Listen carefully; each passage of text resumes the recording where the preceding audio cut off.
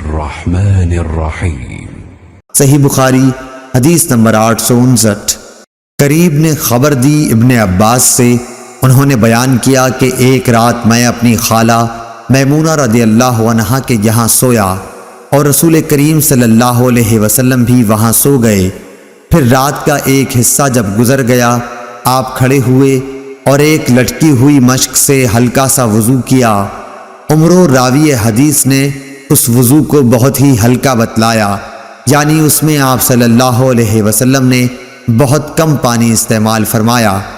پھر آپ صلی اللہ علیہ وسلم نماز کے لیے کھڑے ہوئے، اس کے بعد میں نے بھی اٹھ کر اسی طرح وضو کیا جیسے آپ صلی اللہ علیہ وسلم نے کیا تھا۔ پھر میں آپ کے بائیں طرف کھڑا ہو گیا، لیکن آپ صلی اللہ علیہ وسلم نے مجھے داہنی طرف پھیر دیا۔ اللہ تعالیٰ نے جتنا چاہا آپ نے نماز پڑھی، پھر آپ لیٹ رہے، پھر سو گئے، یہاں تک کہ آپ خراٹے لینے لگے۔ آخر مؤذن نے آ کر آپ کو نماز کی خبر دی اور آپ اس کے ساتھ نماز کے لیے تشریف لے گئے اور نماز پڑھائی، مگر نیا وضو نہیں کیا۔ سفیان نے کہا، ہم نے عمرو بن دینار سے کہا کہ لوگ کہتے ہیں کہ سوتے وقت آپ صلی اللہ علیہ وسلم کی صرف آنکھیں سوتی تھیں لیکن دل نہیں سوتا تھا۔ عمرو بن دینار نے جواب دیا کہ میں نے عبید بن عمیر سے سنا، وہ کہتے ہیں کہ انبیاء کا خواب بھی وہی ہوتا ہے۔ پھر عبید نے اس آیت کی تلاوت کی۔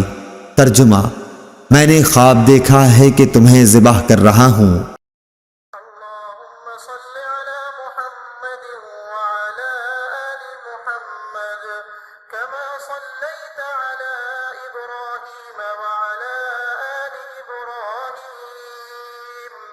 إنك حميد مجيد اللهم بارك على محمد وعلى آل محمد كما باركت على إبراهيم وعلى